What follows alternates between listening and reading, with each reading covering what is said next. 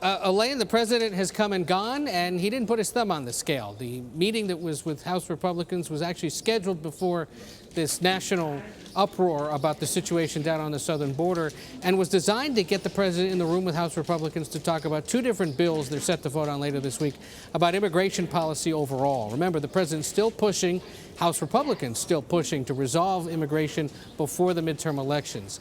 There's a conservative plan that would put a lot of restrictions on legal immigration, would over time pay out the $25 billion in border wall construction money the president would like, makes other changes to the diversity lottery program and whatnot.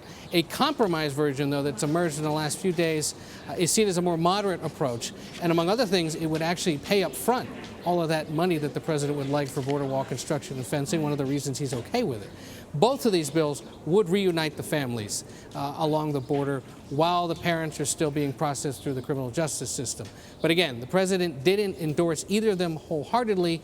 One source in the room told our Rebecca Kaplan, though, that he effusively praised that more moderate version. That is the version that House Republican leaders are set to be whipping votes on tonight, or trying to figure out who exactly might vote for it, and no word yet on when exactly a vote would be scheduled. Interesting. Well, the president has said that he wants an overhaul of the country's immigration laws, but Senate Majority Leader Mitch McConnell says they need to focus on a narrow approach. So how are lawmakers working to reconcile those two ideas and put forward legislation that'll get signed? You mean, in other words, Elaine, it's another day on Capitol Hill. Yeah, Republicans right. can't agree on something, and they're struggling to figure out what to do.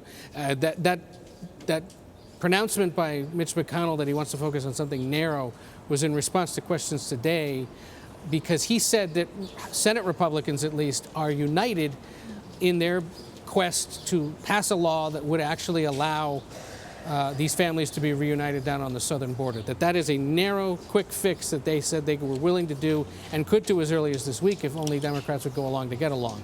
Over in the House, though, Republicans are working on that broader plan.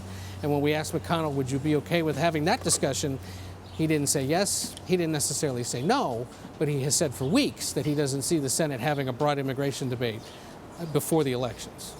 Well, so I think, taking a step back, if people around the country are looking at this, you have Republicans and Democrats both against the current policy of separating families. And it would follow that if everyone agrees on this point, that something should and could get done. So why isn't it? Because it's an election year, because this is a Congress that doesn't work, because Republicans and Democrats can't seem to see eye to eye on this. I suspect in the coming days we're going to see, on the Senate side at least, members of both parties try to get together and once again put together some kind of a bipartisan proposal, maybe narrow in scope, only focused on this family reunification issue, and hope that that could somehow get out of the Senate and get passed by the House. We'll see. But otherwise, Democrats say, look, there's a very simple way to resolve this. The president picks up the phone and calls Jeff Sessions and tells him, keep the families together, but keep them detained somewhere while they're being processed.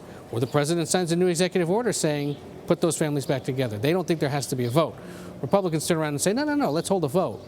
Let's force Democrats to either vote for or against this when the country's all concerned about it. We'll see what happens. Well, all of this does come, of course, ahead of the midterm elections. The Wall Street Journal editorial board is warning Republicans could lose majorities in Congress over this immigration issue. How concerned are lawmakers about that on Capitol Hill? Well, this is why the House is set to hold votes on immigration bills later this week, because you've got about 2, maybe 3 dozen Republican incumbents facing difficult re-election fights this year in the kind of coastal, urban, suburban swing districts where immigration reform is an issue.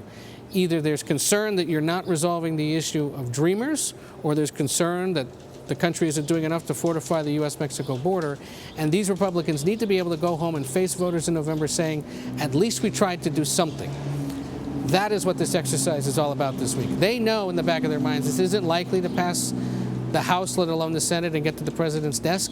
But if they so much as try and meet with the president and make it look like they tried, That, they believe, might be enough to ward off big losses. But look, it is going to be an issue. There are Republican incumbents in Florida, along the border in Texas, in Southern California, in the New York area, out in Chicago, and several Midwestern swing districts where the fate of agricultural guest workers is a big concern.